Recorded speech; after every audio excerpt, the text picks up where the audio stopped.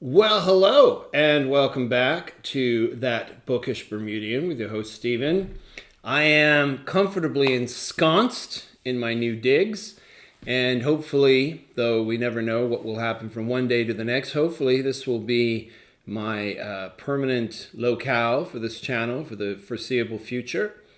This is actually a place I lived in for years. I lived in this cottage for 12 years.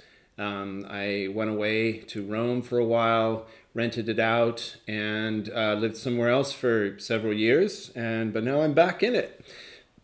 Now, who knows whether I'll stay? But here we are. Got my bookshelf behind me. Got my little display. Got my Tolkien shelf, my Dionysus wreath, my Greek mythology, picture of family. Over here, we have my First Love Theater. This is an award. I won the Best of Bermuda award a couple of years ago for Shrek the musical and a couple of other things. I thought it was for a combination of when I played Father Brendan Flynn in Doubt. Was the Dame of the Panto, and then capped it all off by doing Shrek the musical. Apparently, it was just for Shrek, but I don't know. It's probably a long time coming. Anyway, it's one thing I'm quite pleased with. This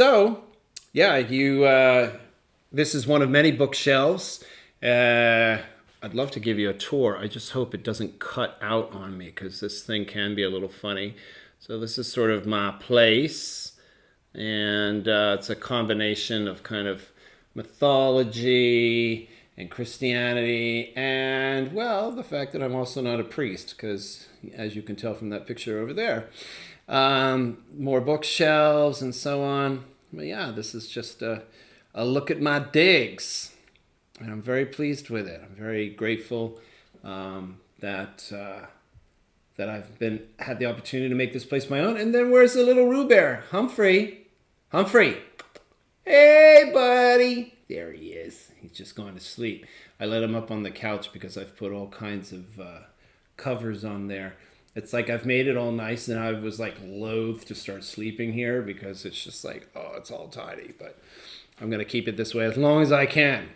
So, now, although this is my big welcome back, I got a new place, I'm sorry to say that my first book review is actually a book that I hated.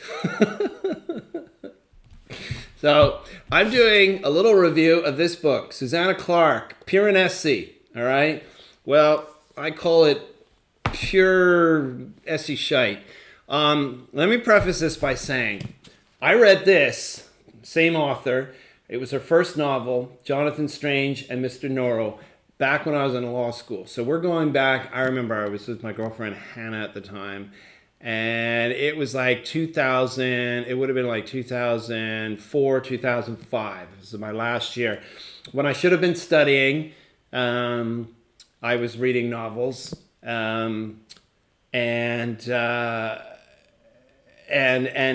this book just took me away. I thought I still put this in like my list of top 5 best novels. However, I've never reread it. And I do know that certain novels that I've reread over the years I haven't liked as much. Sometimes you can never go back again. I have one novel that I will review at a certain time called The Magus by John Fowles. And I remember reading The Magus at age 20, loved it. Picked it up again at age 30, thought it was pretentious wank, couldn't get through it, and then read it again at 40 and loved it more than when I was 20. So I do know books change over time for people. I have to say that in light of having suffered through this utterly unbearable pretentious wank, I'm afraid almost to read Jonathan Strange and Mr. Norrell again because I'm like, my God, I can't believe they're the same author. One slight commiseration, though, is that I got on Amazon to check out the reviews after having read this abomination and discovered that of the 1-star reviews, a lot of people said, I can't believe this is the same person that wrote Jonathan Norrell and Jonathan Strange and Mr. Norrell. So I'm like, oh, okay, I probably still will love JS and Mr. N, even though I couldn't stand this. So why did I pick this book up? Well, for one thing, I'm I'm attracted to the author, but I will say this. I don't care how freaking sexist it is, but I don't like female authors in general. I have, of all my books, and I have a lot of books, this is just a small sampling of all of my books, there's like 5 female authors. And of those 5, I think 3 of them are just Star Trek paperback novel authors. I pretty much just have Flannery O'Connor, Margaret, what's her name, who wrote Gone with the Wind, and give me a second.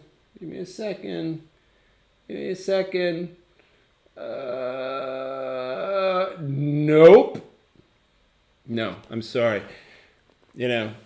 It is what it is. I don't understand why, as a man, I should be writing female books, especially when it wins the Woman's Prize for Fiction 2021. So obviously, the target audience for this book are women. I generally never read anything that says anything like this. I generally don't read award-winning Booker Prize. Certainly not anything that's an Oprah's pick. There's 1 or 2 books. I'm trying to think of one in particular where I loved this one book, and then Oprah read it and put her stamp of approval on it, and I was just so upset because I thought, no, I don't want it to be pulled into that satanic, awful, narcissistic circle jerk. But anyway, so what can I say about this book? It's only 200 something pages. So people that love it say, well, you're going to read it in a day because it's that much of a page turner. I had such a hard time getting through this. I cannot believe how long it took me to get through this book. It's just a bunch of images. Okay, so ostensibly it takes place in this weird building with all kinds of rooms, like endless numbers of rooms, and some rooms that get flooded. The narrator, though, is this Piranesi character who is, hopelessly empathetic and so on. But as it turns out, it's more like a 40-year-old man. Spoiler alert! It's like a 40-year-old man child with the intelligence of, or the emotional intelligence of, like a 7-year-old. I didn't just find it tiresome and boring, but it made me think, this is what a non-Christian thinks Jesus is like. And in that sense, I won't say I found it offensive.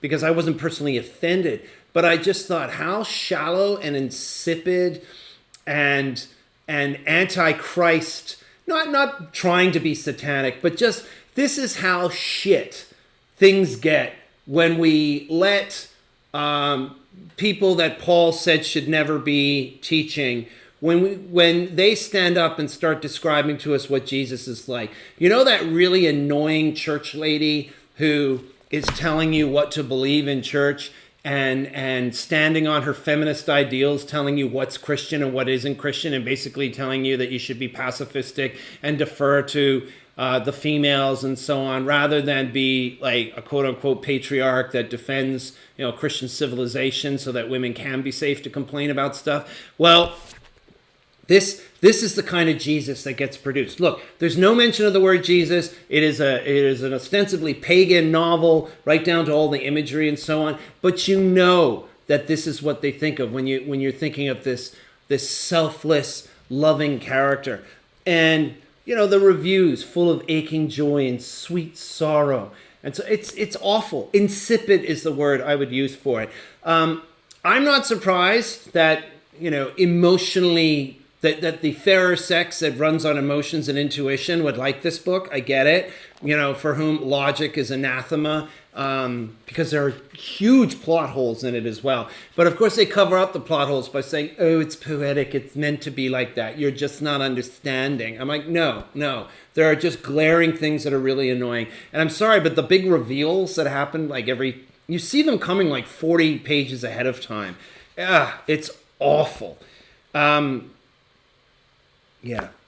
I'm giving... Okay, so I don't mind it when they read it, but when you get these... I picked this up because I subscribe to a few BookTube channels, and I should have known better. It's my own fault. It was some of the younger guys, the sort of Gen Zers and whatnot, real sensitive types, who just picked this book up and thought it was like the greatest thing ever. But there was one guy who I've always kind of liked his opinion. He said it was like his favorite novel.